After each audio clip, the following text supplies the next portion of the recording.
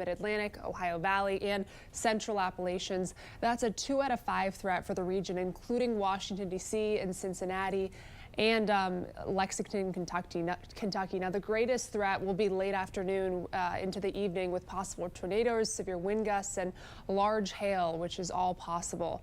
Meantime, all the rain that caused the flooding along the Ohio River near Cincinnati last week is now actually flowing downstream. The river is now at moderate flood stage with flood warnings posted in Illinois, Kentucky, and Indiana. In Ohio, it's expected to create over 53 feet later today. That's 20 feet above flood stage. It's not expected to return to normal until next week. Watches and warnings might seem similar, but when it comes to helping you prepare for severe weather, they're very different. Meteorologist Patrick Powell helps you understand the difference so you can help keep your family safe when these things arise. Watches typically cover a large area, and it's for several hours because the ingredients are in place for severe weather. A warning covers a much smaller area, and that is for a particular warned cell, and it means the danger is imminent. Best way to think of it is a tornado watch is the ingredients are in place and it will last for a few hours. So be ready and be prepared to take action. A tornado warning, things are happening right now. So it is time to take action. So a watch is like you have the ingredients. You have ground beef and shells and cheese and lettuce. And a warning is you have an actual taco and it's time to take action. A lake outside of San Antonio is thirsty for water. South Central Texas had rain, but not nearly enough. Meteorologist Joe DiCarlo shows us Medina Lake, 45 minutes west of the city, and tells us why it's so low. It's not really much of a lake, sitting at only 2% full here in the middle of April 2025. We're running about 55 inches below where we should be in terms of rainfall here in South Central Texas over the past 5 years. And this is what you get, a once bustling lake filled with boats, a lot of recreation. It's been closed for the past several years and it only continues to go down. Behind me, you could see the Medina Dam, and just 9 years ago, the lake was full. It actually overfilled over the dam, but now you can see the water way back there. This should all be underwater, and it's obviously it's not. Behind me, you could see some homes that were once lakefront property, some boat ramps behind me. Now, a good ways, several football fields back to where the water is. And it only continues to go down. We've seen some rain here in South Central Texas past month or so, but it hasn't done anything to up the lake levels. And this lake only continues to go down, and surrounding areas, businesses really struggling because there is just not much water left here at Medina Lake. We'll continue to follow it, and hopefully it will come back soon. But in the short term, more suffering here as the lake continues to drop here at Medina Lake. And drought isn't just a problem in Texas. Portions of Washington state are now under an emergency drought declaration. As Theron Zahn explains, it's due to a low snowpack in the Cascade Mountains. We're told snowpack is below 70% at several monitoring sites in the central and north Cascades, and that snowpack within the upper Yakima Basin has degraded since March 1st. Today we are issuing an emergency drought declaration for the upper Yakima, lower Yakima, and Natchez watersheds. We're told water supply shortages should be expected for the Yakima Basin, one of the most important parts of our state's $4.5 billion agricultural economy. And according to a state climatologist, the snowpack trends impacting this part of the state are not looking good. We've seen about a 25% decline since the 1950s, and models project about another 50% decline by the end of the century. Another impact of reduced snowpack is on our forests. Our trees, which are indicators of multiple years of water cycles, they're stressed in that area. They're more susceptible to disease. They're already overcrowded. We do need to go in and do some prescribed burning, but that area is at a higher risk for wildfire in the forests just because of this long-term drought. It's known as the Palm Sunday Tornado Outbreak. 60 years ago this past weekend, a series of twisters killed 266 people and injured thousands more. On April 11th, 1965, the tornadoes left a path of destruction from Iowa to Indiana and Michigan. The main part of the outbreak lasted over 16 hours and is considered one of the most intense in terms of strength ever recorded. 18 of the confirmed 55 tornadoes were F4, meaning winds were between 207 and 260 miles per hour. Among the survivors of that day are 3 sisters from Indiana. Juliana Ferrari has their story. At 18, 16, and 13, tornadoes were the last thing on the minds of Pam, Teresa, and Deb. The sisters, all in different stages of life, have memories of April 11th, 1965 that differ slightly. But when recounting that day, the trauma comes flooding back. And even to this day, 60 years later, it's pretty fresh. Yeah. They remember the moments before the storm hit. You could see it in a distance, and it looked like just a big black cloud all the way to the ground. They remember their mother's sense of urgency and how she ushered the family into the basement, potentially saving more lives that day. As the tornado was going over us, we were all sitting on this couch, and Mom threw herself over us. And when their mother called out for her parents. And right in the middle of it, going on, Mom started yelling, "Mom, Dad," who lived right next door, who were killed in the devastation. My uncle had been there just, I don't know, 5 earlier in the before. Yeah. And he told Grandpa, he said, "You better get back in," because he had like a screened in fortune. He said, "You better get back in the house. Looks like a storm's coming." Deb remembers her 13-year-old self wanting to remember the moment the storm hit. Little did she know that moment would be permanently etched into her brain, impossible to shake. And I remember thinking, oh my gosh, I can't even shut my eyes now if I wanted to. I remember that. It was literally like a bomb had hit. Now they're sharing their memories with the world in hopes that the lives lost and the scars left on their community will never be forgotten. This is history that hopefully and more than likely is not going to repeat itself anytime soon. So 50 years down the road, are people even going to remember it? Most of the country typically sees leaves appearing on trees during March, but weather in New England means those leaves typically appear much later in spring. But this year it's a little different, at least in southern New England. Meteorologist AJ Mastrangelo has more. We continue to see more in the way of warmer temperatures through the spring season. That's when we start to see the tree opening its first leaf buds of the season. So we're not talking about bright and kind of vibrant green coloring of the leaves just quite yet. It's really just kind of them hopping out of their buds. Let's talk about our average leaf out date here. Throughout New England, of course, it varies with elevation. Even parts of interior Rhode Island, a little bit different than what we see at the immediate coastline. Well, our time frame, March 15th, that's that turquoise color. You can see that's around the New York area, so we are a little bit after that. It's typically the first week or two here of the month of April where we start to see more of those leaves starting to pop out of their buds. Well, how does that kind of stack up to this year? Well, as we can see, all of this red coloring here, we got to think some of our leaves, they're a bit tricked. March, it was a warm month here across much of southern New England, so our leaves actually came out a good 10, 20 days early than what we do typically see. And with the recent cold conditions we've been seeing, yeah, the plant's just as confused with us about asking where exactly spring is. Blue Origin has a historic human spaceflight launching this morning from Texas. The launch could happen as early as 9:30 Eastern Time.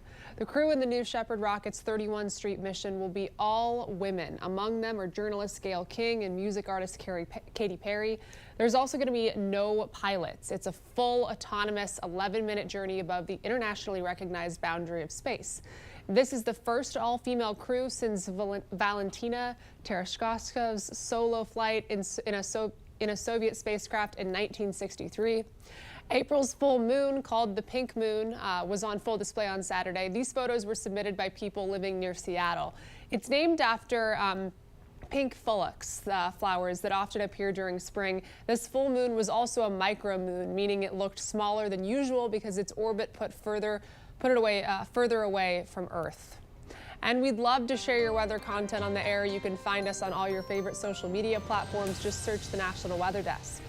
And coming up on the National Weather Desk, we'll help you better understand weather radios and how they can save your life. And we'll share some facts about lightning that might surprise you. We'll be right back.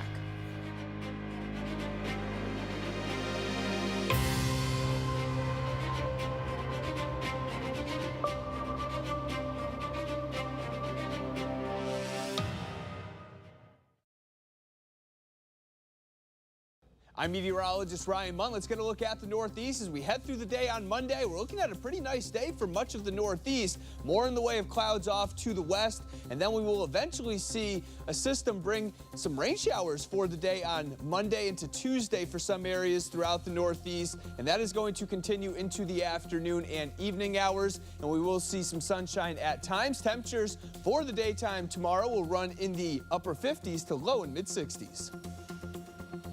I'm meteorologist Jasmine Lomax with a look at the Mid-Atlantic region. There's the chance of a few showers this morning, but by the afternoon, a lot of that rain starts to clear.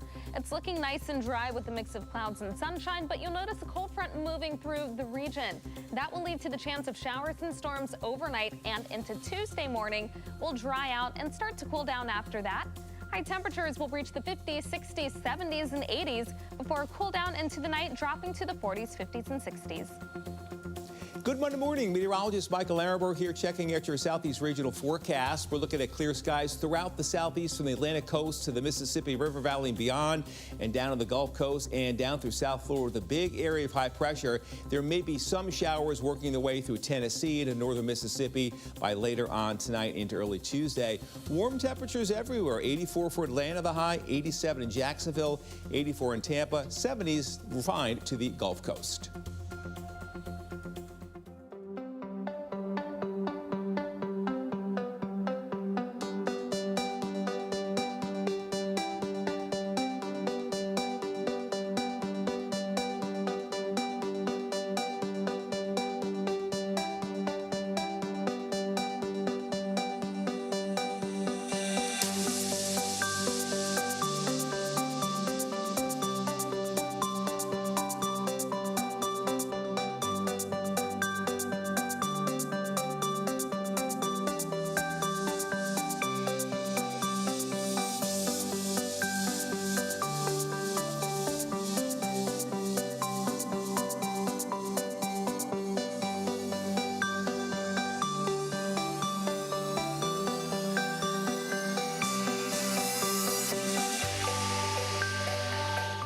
Weather Window, presented by the National Weather Desk. Climate and weather.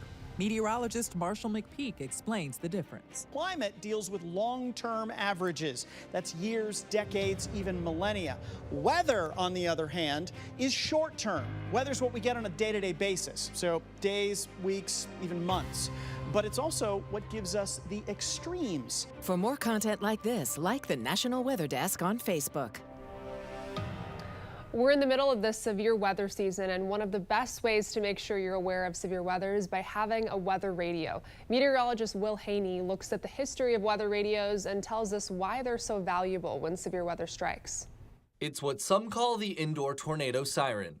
Is small that my town will ever get hit by a tornado. It's something that I need to be prepared for. So get prepared before. These NOAA weather radios are not very expensive.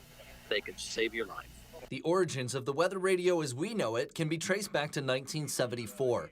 April of that year brought one of our nation's most violent tornado outbreaks. The so-called super outbreak was the first on record to produce more than 100 tornadoes in a 24-hour period. 335 lives were lost across 13 states. In the aftermath of that, in 1975, President Gerald Ford signed the paperwork designating NOAA Weather Radio as America's official federal warning system. And they did that because during the super outbreak, even right here in Michigan, the tornado warnings were coming so fast and furious that the system could not keep up. President Ford realized we need a faster, more automatic system of alerting not only homes, but TV and radio stations. Today, there are two additional parts to the federal warning system. The emergency alert system gets warnings to local TV and radio stations. At the same time, wireless emergency alerts utilize cell towers to send out critical alerts to mobile devices. But it all starts with the weather radio. It remains the gold standard for receiving a weather warning. Cookeville, Tennessee, in March of 2020, had a big F4 tornado come into town at 1:45 in the morning. The two cell phone towers that were supposed to issue tornado warnings on your cell phone failed. NOAA Weather Radio had the tornado warning out 10 minutes before the tornado hit Cookeville. People with weather radios got that warning. Those who went to bed that night thinking their cell phone would wake them up received nothing, and there were 19 fatalities in Putnam County, Tennessee. That's the importance of having multiple redundant ways to get these messages. Another element of severe weather is lightning. Meteorologist Zach Hatcher takes a closer look at lightning strikes and just how common those strikes turn deadly. So this graphic shows lightning fatalities from 2006 to 2018. This is NOAA data. Now, it's really just men fishing on the beach, camping, or doing some kind of work, even construction work, that is associated with the most lightning deaths. And kind of looking down the rest of the spectrum here, soccer, yard work, and golf, those are lower in categories, not as many fatalities. Still, every fatality is something that is kept in the records here. And really what it comes down to is it's mainly men, 80%, and women, 20% of the deaths are from lightning there. So you really just got to avoid being on water and being out in open spaces or working whenever there's a thunderstorm present or in the area. So some do's and don'ts here. Go inside when you hear thunder, see lightning. That's go indoors when thunder roars, or find a sturdy house, building, or car with a hard top roof. Of course, stay indoors. There's 30 minutes between the last lightning strike or rumble of thunder until there's a safe way to go outside there. And don't retreat to dugouts, sheds, other small structures if you're doing some kind of sporting event. And don't go under tall trees, swim, don't touch electronics, even if you are in what you think is a safe place. You want to go indoors and seal yourself off from any lightning. In Northern California, a bald eagle known as Liberty has been laying eggs for 19 years. She already raised 29 eaglets and outlived 2 mates. But this year her nest remains empty, and it has those who keep track of her puzzled. Sarah McCoy has that story. Terry Lewillier, director of Friends of the Redding Eagle, says there are many possibilities as to why the apex predator didn't lay this year. One reason could have to do with this being Liberty's 6th nest. Their nest fell down in mid-December, and they had to build a brand new nest. That takes a lot of energy to do. Lewillier says there haven't been any issues fertilizing the eggs, although she says these unprecedented times could have to do with Liberty losing her 2 eaglets last year due to heat stress. They were just about ready to fledge. They were almost 12 weeks old. 2 of the biggest concerns that Liberty didn't lay came roughly at the same time. About a month or so ago, we noticed that Liberty's left eye was closed instead of open. She seemed to be spending a lot of time in the nest instead of out and about.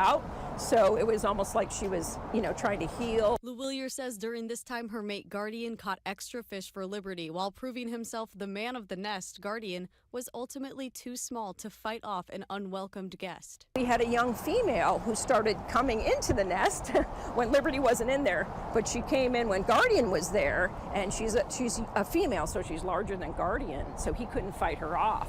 And she came in and ate a whole fish that Guardian had brought in for Liberty. And she came back a day or 2 later and did the same thing. So we're like, okay, why is this young female not getting the message that this nest is taken, this mate is taken, you need to move on? Concerns began to grow that the new young female would push Liberty out of the nest. But Lewillier got some very relieving news last week that Liberty, despite her injury, caught a fish. Took her 3 tries, so her eye is definitely, an issue, but she's adapting to it, and she's still been able to fish. Lewillier says Liberty was able to kick out the unwanted guest. She just keeps on keeping on, and that's why I think we're all so inspired by her. Buzzing, busy, and bustling honeybees are working hard to survive as their populations continue to decline nationwide. In Nebraska, the bees have been hit especially hard. Jack Bartlett has more. About 50% of the colonies that we had in 2024 have not made it through the winter. You kind of have your own insurance. The time of the year where you can grow by 300%, you try to as best you possibly can. And you understand that, well, I could lose 50% of my colonies this winter. And you figure that every year. Seymour mentioned that diseases and parasites contribute to this huge population decline, as well as a lack of habitat, which creates a decline in nutrition. This is now a pressing issue for commercial beekeepers around the state. Some of the beekeepers around the state that go to farmers markets, they have seen these massive losses. They've had 70, 80, 90% losses this year. However, Lance added that for local beekeepers and hobbyists, the impact is rather small, but did mention that as a nucleus colony supplier, he's already sold out of his supply for the year.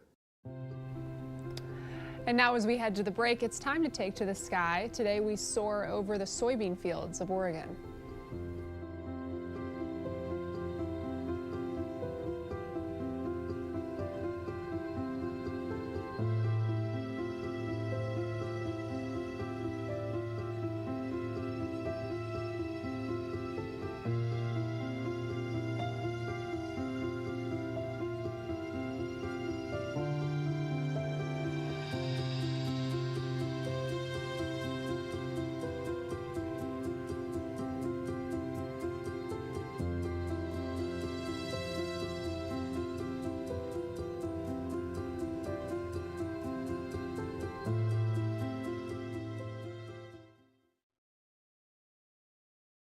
Well, a very good Monday morning, everyone. I'm meteorologist Andrew Buckmichael. Pretty quiet weather through a lot of the day today, but we start getting some thunderstorms to fire up across Ohio, Kentucky later into the day. Temperature-wise, a lot of us are fairly mild today. A lot of 50s, 60s, and a few 70s on the map. Heading into the day tomorrow, sunshine coming out across the plains, and that will continue to shift its way into the Ohio Valley and Great Lakes heading into Wednesday. Good Monday morning. I'm meteorologist Joe DiCarlo. Look at your forecast across the region, and it will be a warm, hot one, 80s and 90s across Texas and Louisiana. We do have a dry front pushing into the region today. We'll have 60s and 70s across the Texas Panhandle into Oklahoma. That front will drag to the south as we head into your Tuesday. Only an isolated rain chance with it. Otherwise, just a little bit of a cool down. Good Monday morning, everybody. I'm meteorologist Stella Sun. High pressure towards the Pacific Northwest will help keep conditions mostly dry. We do have some cloud cover that will continue to move in for Southern California. High temperatures will be 62 degrees this afternoon, in the middle 60s through San Diego. You can see even warmer in Seattle, upper 60s there, middle 70s through Portland. 95 degrees is the forecast high in the Valley of the Sun, Phoenix, Arizona, and 60 degrees in Denver. That's the scene from here.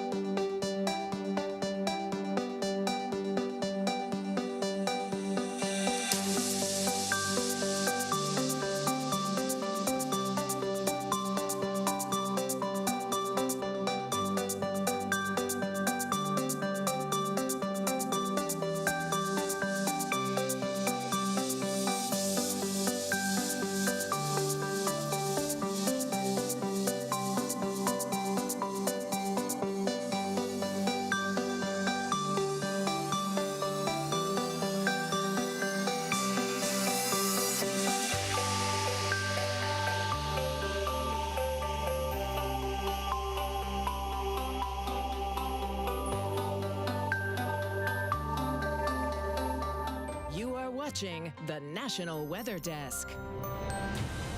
Spring's typically a quiet time of year in parts of California, but it's also when something called a cutoff low can develop. Meteorologist Isla Newman explains what it is and why it can make forecasting a bit tricky. So we're going to take a look at something that can happen this time of year. They're called spring cutoff lows. And what happens is when the jet stream takes a dip to the south, in the wintertime it's very common. In the spring, it usually retreats very quickly, and sometimes it leaves behind a little package or two or three in the form of a cutoff low somewhere to the west or sometimes south of Southern California. In this case, they form between about 25 to 35 degrees north latitude. And these lows are sometimes pretty interesting. As you've probably heard the phrase, a cutoff low is a weatherman or weatherwoman's woe. And you know what? That sometimes exists in our forecasting because this time of year, cutoff lows can bring isolated to scattered showers and thunderstorms, particularly to southern and central and northern California. These are notoriously difficult to forecast, and when we get into a quiet weather pattern, sometimes this can throw a monkey wrench into that.